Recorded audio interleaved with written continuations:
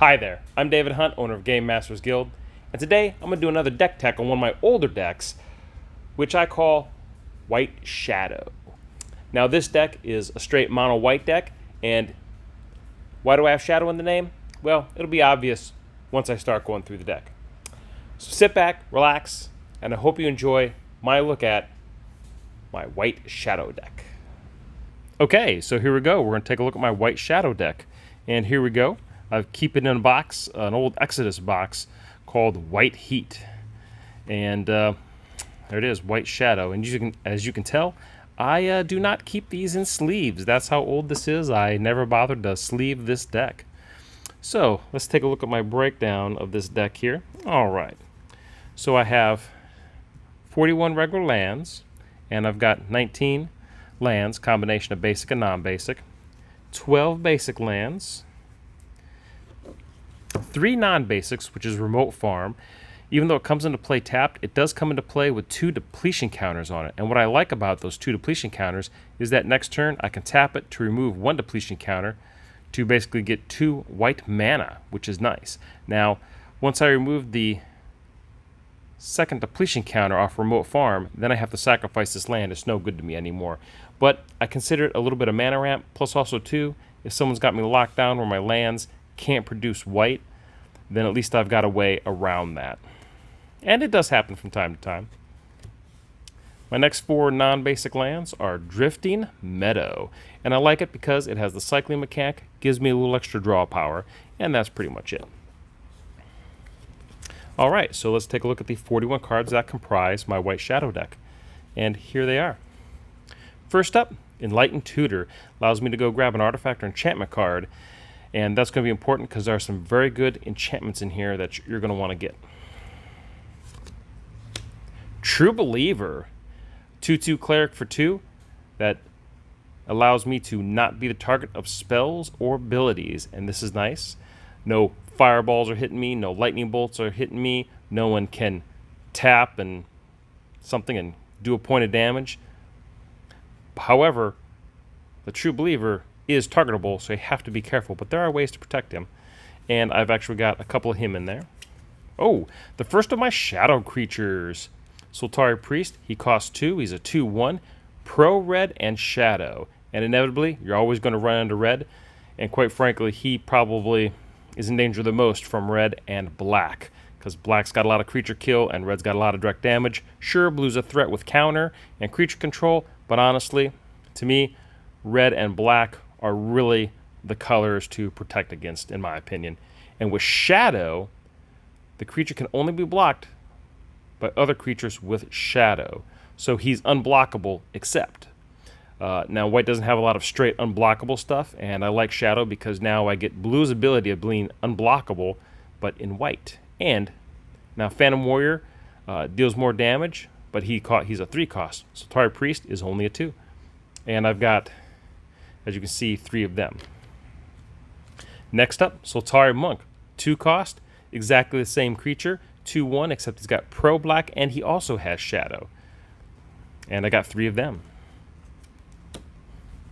Reverse Damage, 2 white and a colorless. This is a card from way back in the day, and all damage dealt to me so far this turn by one source is added to my life total instead of subtracted, and then normal damage is treated, and then further damage is treated normally. And this card has actually won me the game way back in the day. So reverse damage, nice card to kind of slip in there and use, and it's an instant, best of all. Crackdown, 3 cost enchantment. Non-white creatures with power 3 or greater don't untap during their controller's untap step. So pretty nice lockdown for those decks that get their creatures bigger. Especially green. Peacekeeper. He was the talk of the town way back in the day. It's a 3 cost 1/1. And as long as I pay 2 during my upkeep, he gets to stay out and play. If not, I have to bury him. Creatures cannot attack. So this can allow you to buy time until you're ready. And then when you're ready to go ahead and attack, you just don't pay the upkeep cost. He goes away, boom, you're ready to fight. And hopefully win the game. Story Circle, probably the most important card in this deck next to my Shadow Creatures. 3 cost, As it comes into play, you choose a color, and for 1 white, you can prevent a source of damage. It's that simple. It's that good of a card. Because it used to be the old circle protections, used to be 1 for each color, 1 for artifacts. I think there's 1 against lands. But this is by far the best circle of protection that's out there. And of course, I've got 4 of them in here. Harsh Judgements, a 4 cost. And as it comes into play, you choose a color. This too is an enchantment. And if an instant or sorcery of the chosen color would deal damage to me, it deals that much damage to his controller instead. This will shut down a burn deck right here, because if he can't get rid of this, they try to do damage to me, it just does damage to him.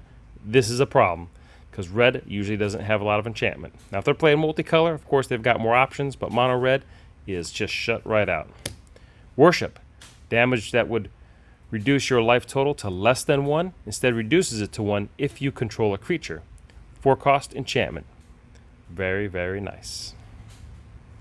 And those right there, of course I'm going to have a play set of those, because someone's going to have to answer for, it's going to have an answer for enchantments to get rid of this card. Jasmine Seer, a 4 cost, 1/1 for 3 and tap. I can reveal any number of white cards in my hand. Oh, imagine that. I have nothing but white cards. And I gain 2 life for each card revealed in this way. Gaining some serious life with Jasmine Seer. And I got a couple of her. Voice of All, 4 cost angel, to me, one of the best angels out there. Maybe not the end-all be-all, but definitely up there, because you just give her protection of any color. A 4 cost. Oh, she's just protection from black this game. Oh, she's protection from blue this game. She's a 2/2. And got 3 of her. Wall of Swords is just a classic, a 4 cost, 3/5, beefy flying wall. Why not? Looks like it's trying to hold back Cthulhu of all things. And I got a couple of them in there. Armored Ascension, relatively newer card in this deck of old cards. A 4 cost enchantment, kind of pricey, but a creature gets +1/+1 for each planes I control and has flying. Really won't matter for my shadow creatures because they can't be blocked unless another creature has shadow. However, they get that extra bonus, so your shadow creature could go from a 2/1 to a 6/1, 7/1 pretty quick. At the very least, probably a 6/1, because you'd have to have at least 4 mana to cast this spell, which means your shadow creature would be getting at least 4 +1/+1 counters. Unless, of course, unless you sped it into play using remote farm.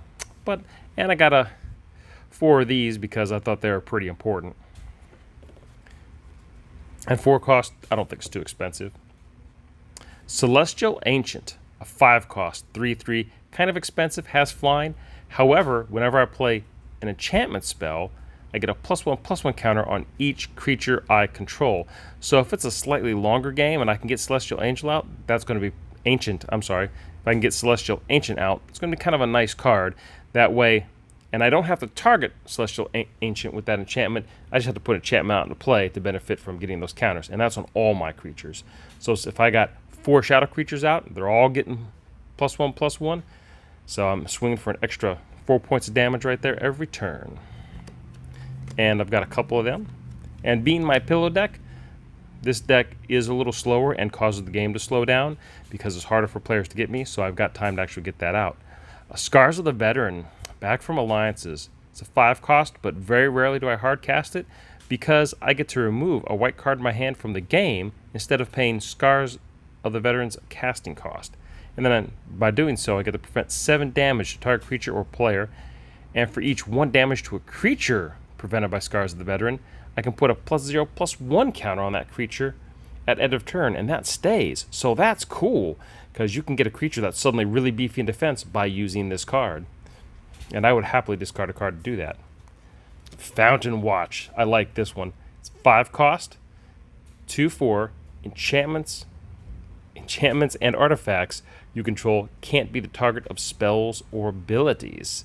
So if I put Worship out, and I've got this creature out, so that's nice because this now protects my Worship enchantment or my Story Circle. Very, very nice. Again, it's pricey, but it's nice when you can get it out there. Sunscour for 7. What I like about it, even though it's high priced, I don't have to pay that hard cost. I can remove 2 white cards in my hand from the game instead of paying the cost. Destroy all creatures. So if I'm running behind, or if I've got this in my hand at the beginning of the game, what I'll do is I'll just sit on it.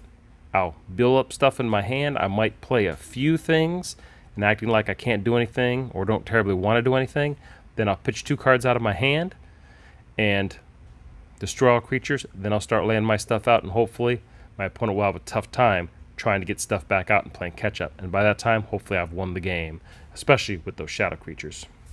Last but not least, Heroes Remembered. A 9 cost, lets me gain 20 life, but honestly, I'm not going to hard cast it.